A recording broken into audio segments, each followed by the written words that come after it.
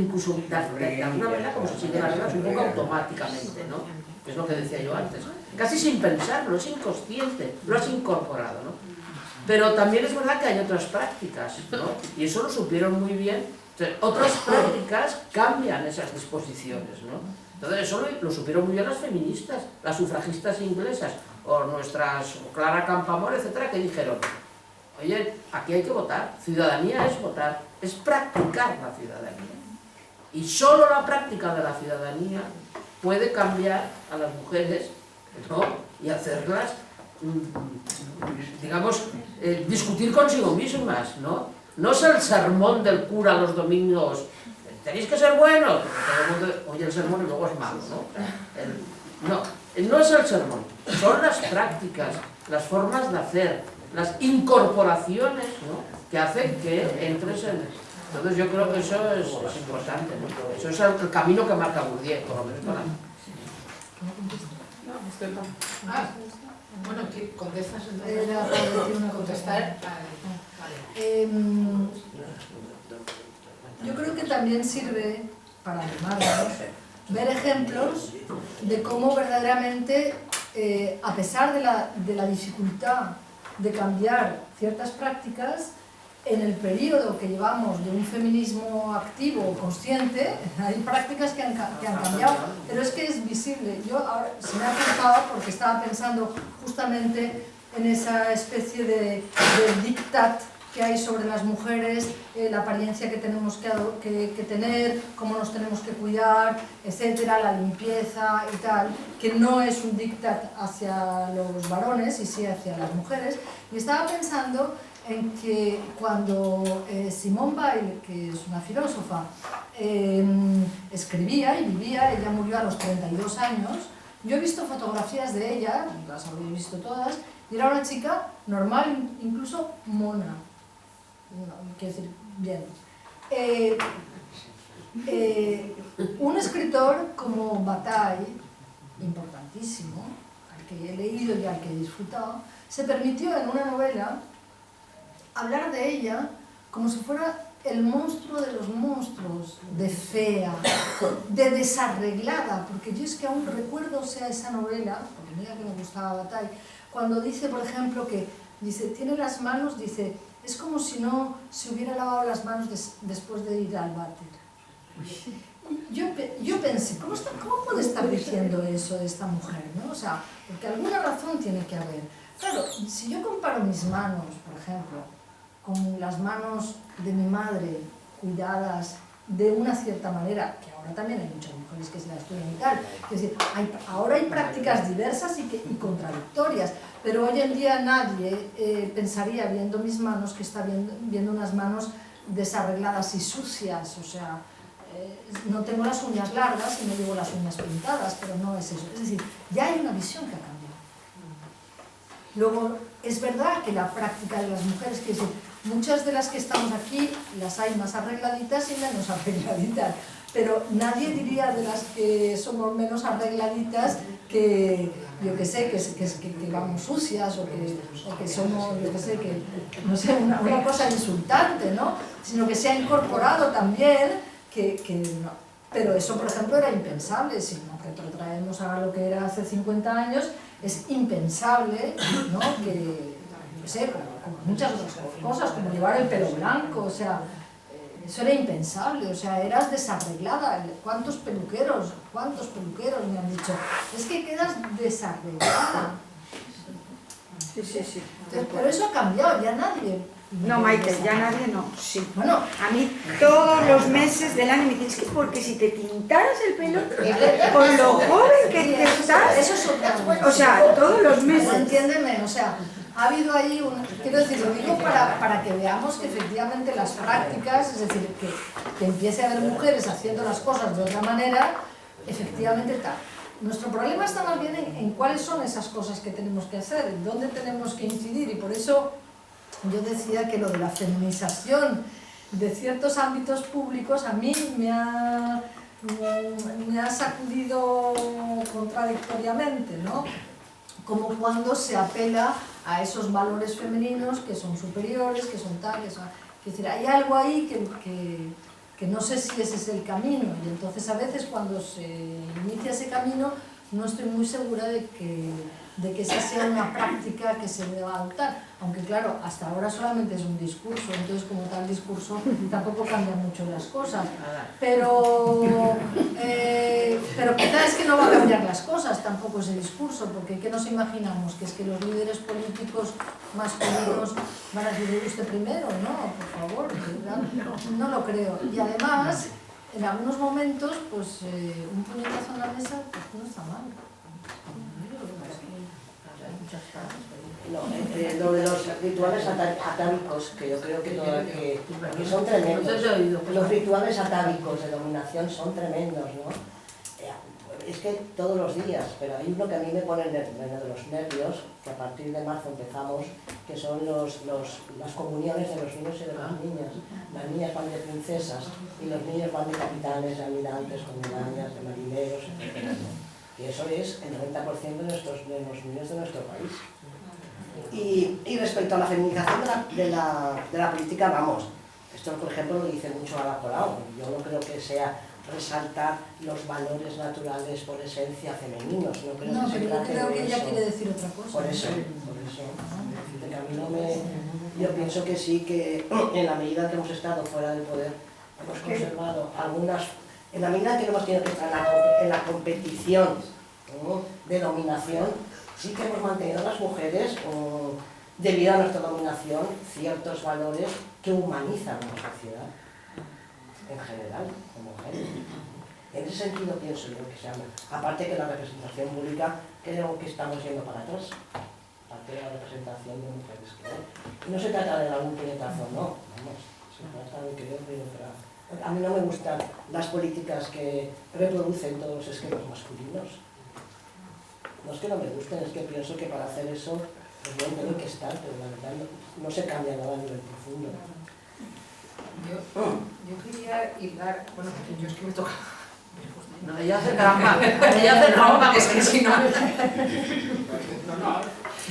Pero hilando un poco lo que estabas diciendo, de lo de las comunidades y tal, yo que ahora estoy un poco inmersa en el mundo infantil, yo estoy muy asustada. Yo no veo que hemos avanzado. Yo estoy viendo comportamientos totalmente, exactamente igual que hace 30 años. Yo tenía a mi hija de 33 años, no veo mejoras, al contrario, veo que ha habido me refiero, por ejemplo, todo lo que tiene que ver con los juguetes, con los dibujos de los niños, donde se reproducen exactamente los mismos. Pongo un ejemplo, es una tontería, pero son unos dibujos que los niños ven ahora mucho. Tengo unos sobrinos que lo ven mucho, que es Peppa Pig. Bueno, pues ahí hay una familia totalmente donde el hombre es más alto, la mujer es más bajita, el hijo varón es más alto que la niña, que es más pequeñita. El hombre lleva gafas, porque ya se supone que no sé, que ya tiene un estatus, no sé. Es algo que se reproduce continuamente, y eso lo están viendo los niños mayoritariamente hoy en día. Por ejemplo, con lo que decías sobre lo de eso, hay una colección de cuentos, por ejemplo, que ha salido, que se llama Antiprincesas, pero que yo creo que en el fondo es lo que tú estabas diciendo, están haciéndolo, pero en el mismo campo de dominación. Si tú hablas de princesas y hablas de antiprincesas, el campo de juego es el mismo, pienso yo, aunque está bien que se haga, claro que sí, por supuesto, porque yo no he oído tantas veces ahora hablar de princesas como estoy oyéndolo. Yo pensaba que eso ya había pasado la historia y que eso ya lo habíamos dejado atrás, y no es verdad. Las niñas siguen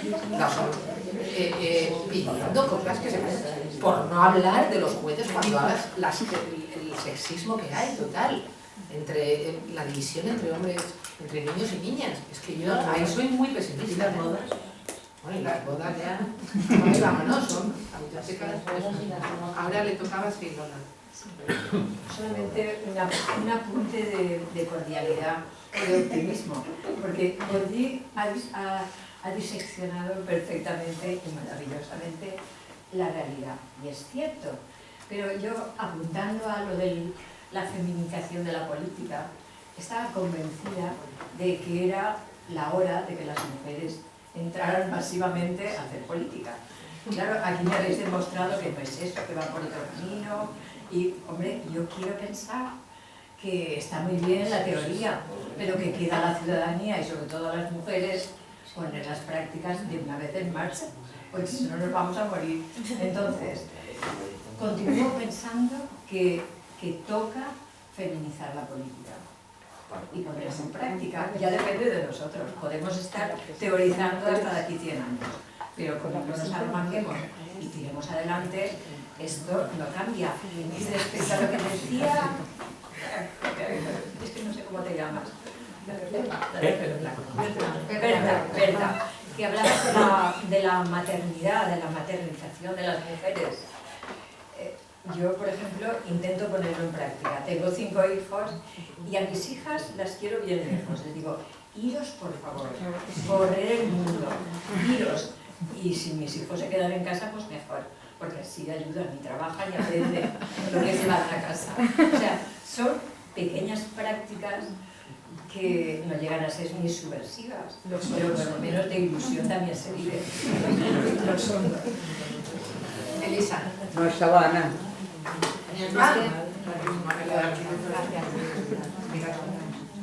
Antes que yo, que la he visto, que he pedido, ¿eh? Vale. Sí, es que yo no me lo... Es que me ha venido a la memoria una frase que a veces que suelo tener bastante presente, de un profesor que tuve en la UNED de sociología que se llama Emanuel Lizcano, no sé si lo conocéis, y él hablaba, y lo toma, si me permitís os leo un párrafo cortito. Dice él: como ya planteara Etienne de la Boétie en su tratado de la servidumbre voluntaria, ningún sistema de dominación se mantendría sin un fuerte grado de identificación de los dominados con quienes les dominan. Y esa identificación en la que se legitima el dominio se consigue siempre en el campo de batalla del imaginario. Dada la indeterminación de la realidad, y en particular de la realidad social, antes de su constitución por un imaginario concreto, el secreto de la dominación estriba en colonizar el imaginario del otro, imponiéndole un mundo de uno como el único posible. Y dice, buena parte del fracaso de numerosos movimientos de emancipación se cifra en que sus reivindicaciones se alimentan del imaginario de aquellos de quienes se pretendían emancipar.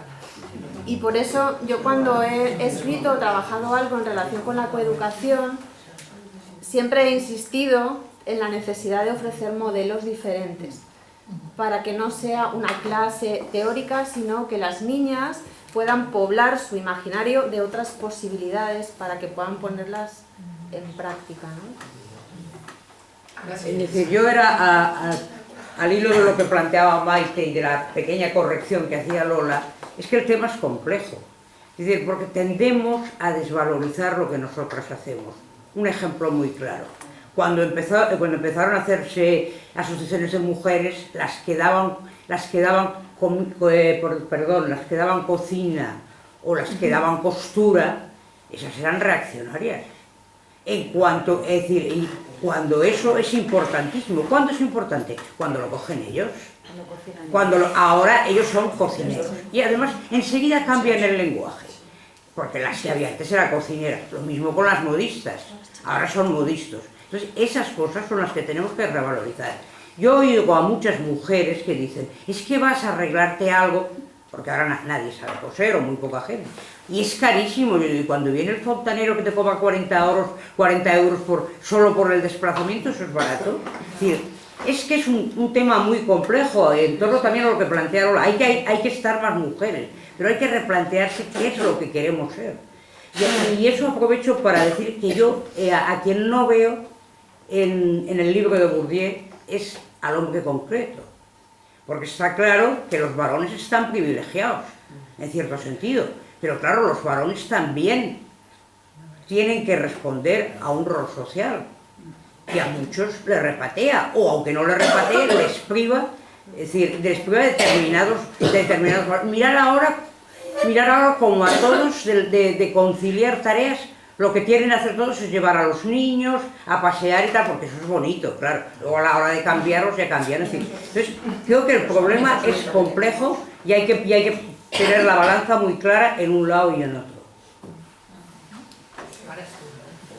Maria Jesús. Bueno, jo, enllaçant un poc en el que deia Teresa, jo crec que el context també és importantíssim. Per lo que estava escoltant abans, dona la sensació que tot allò que hem assolit ja com a moviment feminista, sembla, o tenim la sensació, o almenys és el desig, de que tot allò que s'ha assolit ja no tornem darrere. I enllaçant en el que deia el company, jo també crec que de vegades la cultura, a lo millor és possible que hem arribat a un moment en el que siga més fàcil transformar la natura que la cultura. Que al context que tenim ara, evidentment hi ha un rearme del patriarcat, perquè estem veient que estem tornant endarrere en moltes situacions, estem comentant-les així, no? I tenim també en el fons, estic parlant de molts aspectes, però tenim també aquest concepte d'una linealitat de la història i que la història és un progrés. I això no és cert. El tema, per exemple, per al canvi, perquè altra vegada la cultura dona passos endarrere en quant a aquest tipus de situacions de dominació entre sexes, només n'hi ha que canvia la qüestió econòmica, per exemple. I moltes coses que teníem assolides ja com que mai en la vida poguérem pensar que tornaren enrere, segurament van a tornar moltíssimes, a lo millor, i el context, dic que és important perquè l'anàlisi de cap a on va el món econòmic i les necessitats i tal, ens recol·loquen en uns llocs o en altres. Lo important és que tots els llibres, tot el que estem analitzant, que siguin ferramentes d'anàlisi que ens puguen, altra vegada, rearmar, no? Perquè jo crec que hem pecat moltes vegades d'allò de deixar pensant que ja està assolit i que això no sé. Estos comentarios... Quedan 5 minutos. 4 minutos quedan para... 4 minutos. Yo estoy un poco siguiendo con lo que decía también lo dice Bourdieu, sobre el poder simbólico que, digamos, solo puede funcionar si los que lo soportan contribuyen a mantener ese poder simbólico. Eso mismo lo dice. Bueno, yo es que, fíjate, y con lo que estás diciendo tú, y un poco iba en esa misma línea, ¿no? Porque realmente ha habido avances en el feminismo, ha habido avances, pero son avances que parecen que sean avances materiales, mientras que no han sido avances en ese poder simbólico o en esa construcción de lo masculino o de esa cultura masculina de dominación o de esa cultura de dominación sobre la mujer. O sea, que han sido avances de hecho, pero no en esa construcción. Entonces, yo creo que eso sí que tenemos que aprender. No, digamos, yo aquí, no sé si a lo mejor es un poco, pero hay cosas que dice aquí, por ejemplo, lo que él entiende por las disposiciones, ¿no?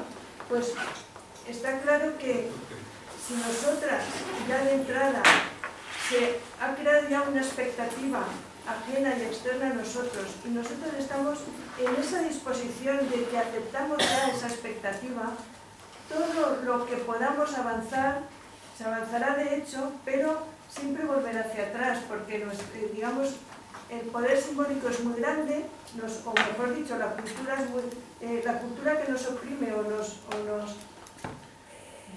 define es muy importante, tiene mucho peso. Y en cualquier momento, digamos que no lo controlamos todo, Podemos controlar pequeños detalles, pero no lo controlamos todo, pues somos fruto al final de toda una educación y unas sociedades. Entonces, yo entiendo que lo más importante, una de las cosas muy importantes que me parece que hay aquí, es esa necesidad de tener que luchar contra ese poder, cambiar ese poder simbólico que está haciendo que nosotras tengamos que seguir actuando de esta manera, ¿no? Que hasta ahora eso no ha cambiado. No ha cambiado a pesar de haber conseguido el voto, a pesar de haber tenido más puestos en cualquier sitio. Y yo, por otro lado, también creo que el tema de la feminización de la política no va más que por ahí. porque es muy importante estar en todos los sitios, esto está claro, pero hay que estar en los sitios para algo, y si no, yo creo que si no analizamos un poco más, está muy bien meter cualidades como trabajo en equipo, o como la empatía, o como parece que todas esas cosas son propias de la feminización de la política. Yo creo que eso hay que introducirlo en la política, por supuesto, ¿no? Pero lo que hay que introducir especialmente es cambiar esa cultura de dominación que existe en este momento. Yo creo que esa cultura se está transmitiendo en estos momentos desde que nacen los niños. Y ayer, el lunes pasado lo decíamos, ¿no? Esto se está introduciendo, ayer lo habéis dado ejemplos a través de la televisión, a través de la familia, a través de las escuelas. Se está introduciendo a través de la propaganda. Estamos ahí, estamos atrapados, yo lo veo en esa cultura. Vale, pues dilo de Marbella. Espera, que es que Lola dice que quiere decir una cosa. Nada, que a las 9:30 en Medimaclete, en el Caf Café, hay una charla de Richard Mateos. Hoy, a las 9:30. La gente de Don Hernán lo conocen a Richard, es un periodista ciego que nos dio una charla por videoconferencia en el seminario.